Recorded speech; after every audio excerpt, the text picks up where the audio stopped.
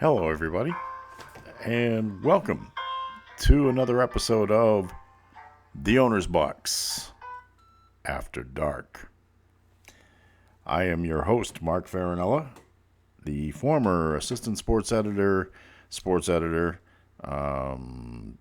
news writer back in the original days, Patriots beat writer, sports columnist, and all about town, man about town, bon vivant, whatever you want to call me, from the Sun Chronicle in Attleboro, Massachusetts. And I am the host of this video podcast, and I'm enjoying doing them. I'm on vacation, and I have nothing better to do with my life, so you get to sharing it with me. It is the wee hours of Tuesday, the 21st of July in 2020, of course, the year that just will not end.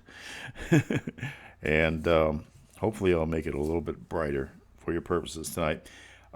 First, a little greeting with my The Owner's Box mug. This celebrates my audio podcast, which started this whole thing. And by the way, excuse me for a second.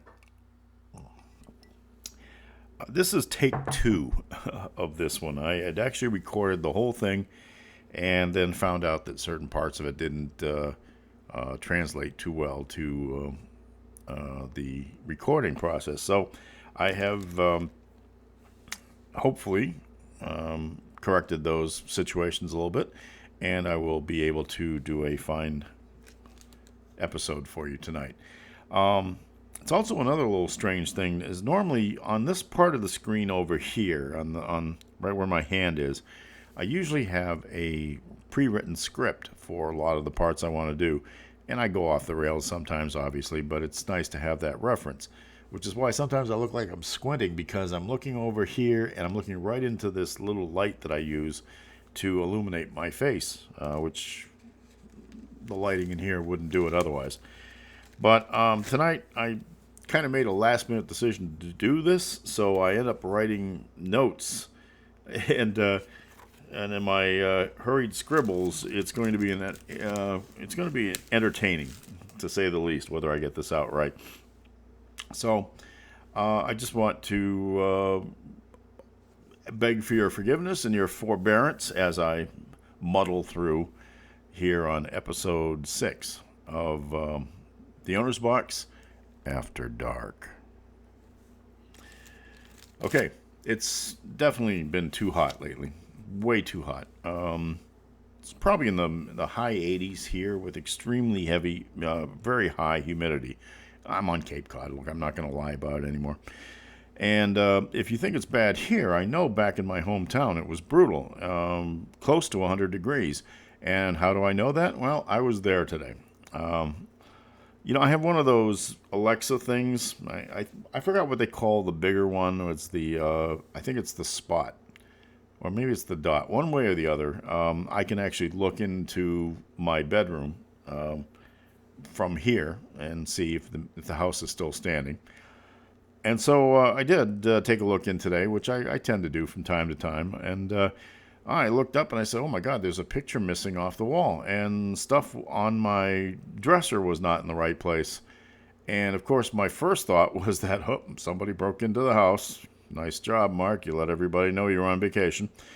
So I hopped in the car. It was about 2:30 in the afternoon. It was it was very muggy here, but it was not, the sun was not out. There was a lot of fog and mist. So I just said, the heck with it. I'm just going to go up there. And also there were some other things I wanted to do. I wanted to bring back a few things that will help me in the packing situation later in the week. I will be leaving here anyway, so I figured to lighten the load then.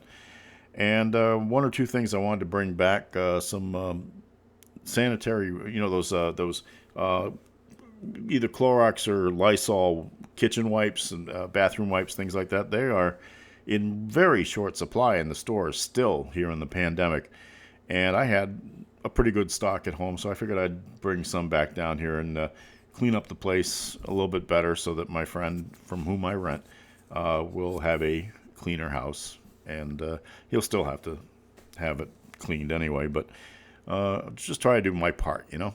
So I got in the car, got there probably about 4 o'clock, and found out that it really wasn't any kind of disaster at all. It was just, you know those, I forgot what they're called. I think they're called command or whatever. It's those sticky things that you put up on your wall, and you can pull out the little tab, and it doesn't take the paint off your wall, but that's what you hang pictures with and all that.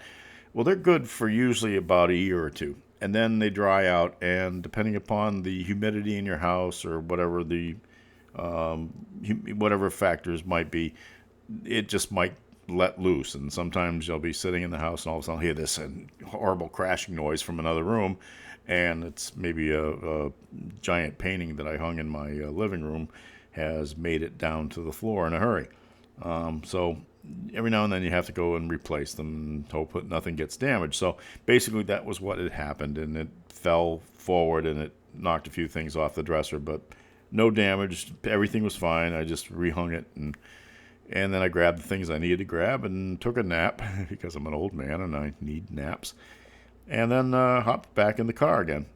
So about that time, I'm getting back here probably around close to 8 o'clock, and I'm hungry. I have not eaten all day, and so I wanted to go out to get something to eat, and I usually, my favorite stop is usually Mashpee Commons, just a few miles down the road here. Some very good restaurants there. So I wanted to go to a place called Sienna. It's an Italian restaurant. It's been there for a long time, and it's run by the same people that run Tavolino at Patriot Place. If you've ever been to the home of the Patriots and to all the shopping mall area, and you'd see the restaurant Tavolino. It's I forgot what it's near these days. So many of the other stores have changed, but it's very good food, and the food here at Sienna has always been good too, and reasonably priced. But I got there a little bit after 8 o'clock, and turns out that they stopped seating at 8. So they told me that they would not be able to seat me, even though there were plenty of seats. But there were also a lot of people that were just starting their meals. So obviously everybody showed up at the same time looking to eat. And that, I think, is a classic example of what's happened here on the Cape as the pandemic continues, because a lot of places are closing a little bit earlier than they might have otherwise. If this was a normal tourist season, I think these places are open a lot later than that. But I decided to go to another favorite restaurant of mine, and fortunately I knew that they would be seating, and I have gone there for many years. It's called Bleu. I don't speak French very well. It's Bleu. It is the French word for blue, and it is a very good restaurant. And I've known the people there for many, many years. I would say I've probably been going there for maybe 12, 13 years, maybe more. And, you know, I think it really became, though, my favorite place about 8 years ago, on January 7th, 2012, which coincidentally was my 58th birthday, and I'll tell you why. I had been invited by the members of the Bishop Feion High School boys basketball team and their coach, Matt Freeman, who is a former Shamrock himself. In fact, I covered the game in which he scored his 1,000th career point many, many years ago. And they asked me to accompany them to a game that they were playing down on Martha's Vineyard. Now, Bishop Feion and Martha's Vineyard used to be in the same league, so they would play each other twice a year. And one game would be at Feion, and the other one would be, of course, on the island. Now, it's not as if they're, you know, going out to Great Britain or something like that. It's, you know, it's an island, but from the closest point from the mainland, I think, is like a 4-mile channel, basically, between Falmouth and the island. But to get to any place on the vineyard, you have to take a ferry, and the ferry does loop around the island a little bit, and I think the main stops are either at Vineyard Haven or Edgartown. So in this case, the ferry ride to Vineyard Haven is usually about 35, maybe 40 minutes. And then when you get there, you get on a bus that the Martha's Vineyard High School provides, and they take you to the school and they have the game and all that. And they're always very accommodating. They're very nice people down there. I got to give them credit. They have a great time. And so normally, though, I'd pass on that trip in the dead of winter because, first of all, yeah, it's a whole day that gets killed, no matter what.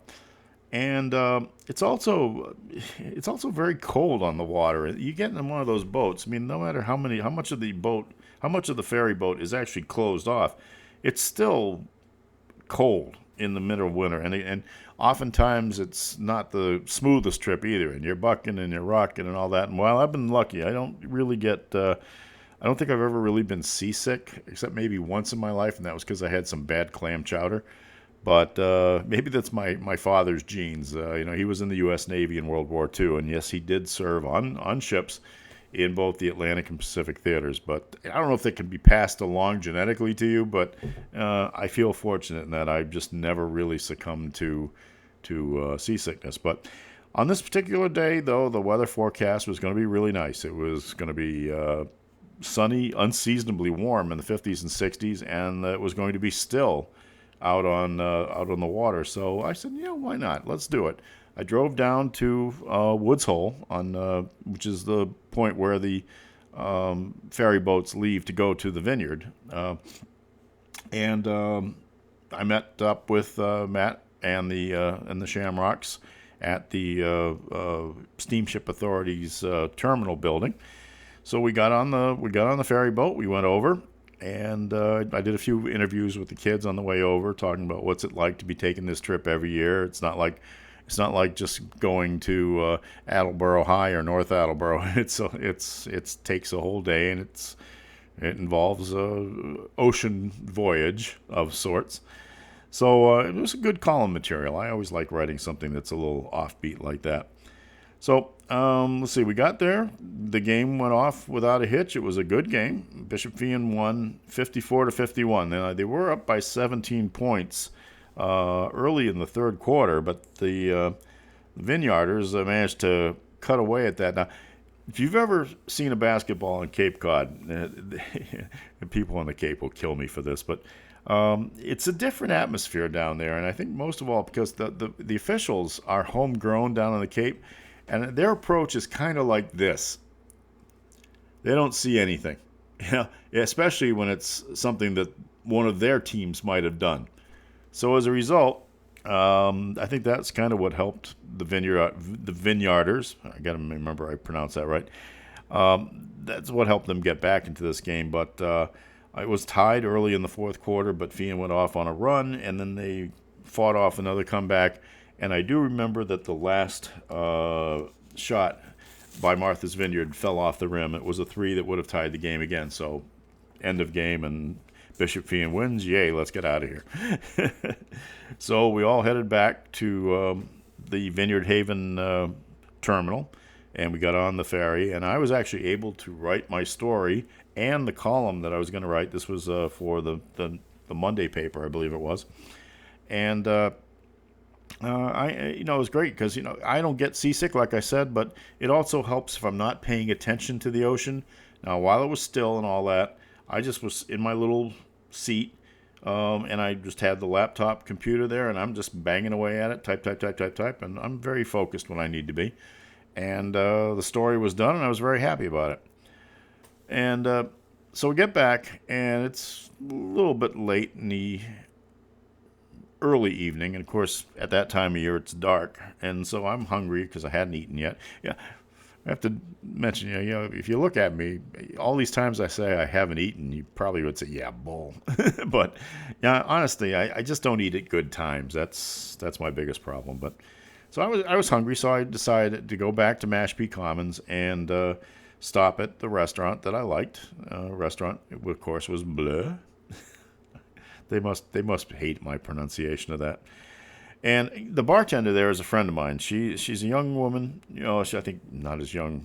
I mean, she's probably I don't think she's hit 50 yet, but a nice woman named Kathy, and she is also a fitness instructor and is running her own business, fitness instruction business down here too. So I don't know if she'll get a chance to see this. I didn't see her today when I stopped in, but I said, hey, Kathy, if you see this, hi, how you doing? But so I go there and I whisper to her at some point that it was my birthday and this was my birthday dinner. No, she's a hot ticket, so she apparently told everybody in the place without my knowing it. And before long that night, somebody else had picked up my entire tab, my dinner tab and everything. And by the time I was done, the entire bar area sang "Happy Birthday" to me. Now, how cool is that, really? And I'd only had one of her cappuccino martinis, so espresso martinis. I never get that right. See, I can't even remember what I'm drinking when I've been with there, but that's one of the reasons why it's my favorite place and why I went there tonight. So I went there tonight. I had a very nice broiled chicken, and some mashed potatoes and some green beans and one glass of wine. I didn't go crazy and got out of there for less than $50, which was better than I thought I would. So basically a nice day. And but I'm tired now, and that's why I'm stumbling over this. Okay, is it for that. And now we go on to our Counting Cars segment for today. Counting cars indeed is when I get in my car and I have a microphone attached to my lapel or collar or whatever, and I announce to the recording that the country of origin of the cars that pass me on the other side of the road. So that way I don't get into accidents doing it. It's my own little way of just kind of seeing what trends there are in automotive sales these days and who's driving what and so on and so forth. And I've told you about it 100 times. So it was a little tough today, though, because I think the sunset today was at 8:11 p.m. And I was on the road at about 8:09. Now, so it was getting a little dark, and what happens, too, is the cars in the other direction have their lights on, so it's harder for me to see the grill and the badge that might be on the grill, because a lot of cars look alike these days until you see what the badge is that tells you what the make of the car is. But I was still able to do it without any incidents, and therefore, the results for today, there were 114 cars that passed me on the road from Route 28A to Mashpee Commons. And the breakdown was as such. Japanese brands, there were 51 cars. United States brands, 40 cars. German, 18. Korean, 3. And from the United Kingdom and Sweden, 1 apiece, for a total of 114. So the breakdown again, Japanese, 44.7%, winners and still champions. The Americans, 35.1%. The Germans, 15.8%. The Koreans, 2.6%. And the UK and Sweden both at 0.9% for a total of 100%. And that was today's Counting Cars segment. Yay! Okay, so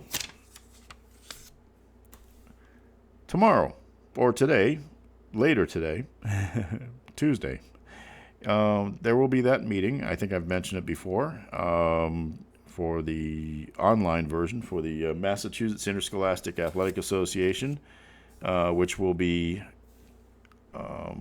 talking with, I guess, themselves, the board of directors, over how they may want to proceed with the reopening of high school sports in the fall season, if indeed it's allowed to happen. They do not have the final say on it, as I said yesterday. That will be still up to Governor Charlie Baker. He is in consultation with several other departments to determine what will be the best course of action on that. And very interesting that on Monday, the state of California announced that it would begin football in January and extend that into the spring season. Now, you can do that in California. You can't do it here, really. Now, it'd be interesting to see what they do in Northern California, because it gets cold up there. But that's going to be their solution to all this. I think there's going to be other solutions that are out there. I mean, Massachusetts is pondering a delay in the start of their season. New York and New Jersey have already decided to start their seasons in the middle of September, and that would bring their football seasons to, I think, the first weekend of October. Whereas Pennsylvania and other quote-unquote red states in the last election have seemingly followed the federal guidelines and are opening schools and are starting high school sports when they're supposed to start. Coronavirus be damned, and good luck to them on that. We will see what happens going forward. I still think there's plenty of room for all sorts of situations to come up, and not all of them look good.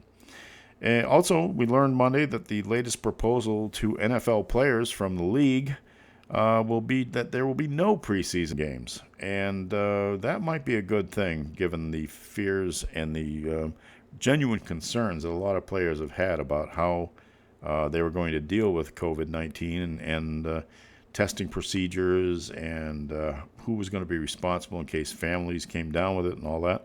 So they're going to try to, they still want to start the season on schedule, and that word's gotten out. There will be 16,000 fans allowed into Gillette Stadium, maybe if it gets the states okay. But right now it looks like they will they're going to offer to the Players Association no preseason games. Apparently they have agreed on COVID-19 testing and other protocols, and that's a good sign for the ongoing hope that we will get some sports back. And of course we will get Major League Baseball back at the end of this week, so it'll be interesting to see how all this works out. Are we rushing? Are we jumping the gun a little bit too much? We might be. We shall see. Okay, quickly, if you enjoy what you see here and want to see more of it, or you would like to tell me to take a long leap off a short pier, do this. Send me an email at theownersbox2020@gmail.com. And I want you to freeze frame right now so I don't have to explain to you how to type this. Just type what's there. theownersbox2020@gmail.com. And you can also see all of these podcasts, all of these video podcasts, and you can listen to my audio podcasts on links that you can find on theownersbox2020.com. So please give it a check. See what it's all about. I think you'll enjoy it. Or if you want to just send me an email somewhere along, a real mail, snail mail, as they say. There's your address, the Owner's Box at Post Office Box 272, Mansfield, Massachusetts, 02048. Don't send anything in a package that might be ticking. It's a very small box. It wouldn't fit in there anyway, and I don't want any of the postal workers to get hurt. Okay, and that should be it for tonight. I hope you enjoyed it. I really want you all to stay safe. I want you to do all the right things. I want you to wash your hands. I want you to be careful when you're around people. I want you to wear your masks. Put it right there. Don't do it like the president. Right here. Don't let the nose hang out either. Wear a mask. It will help us cut down the virus, and we really have to get this out of the way because this is lasting way too long, and there are way too many people who have suffered and paid the ultimate price for this. So please, do the right thing. Don't be like those stupid states elsewhere in the country. Do the right thing. Wear your mask. Thank you very much again, and I enjoyed talking to you. I hope you enjoyed listening, and I really want to be able to edit these things in some sort of software, but in the meantime, thanks a lot for showing up, everyone. Good night, everybody.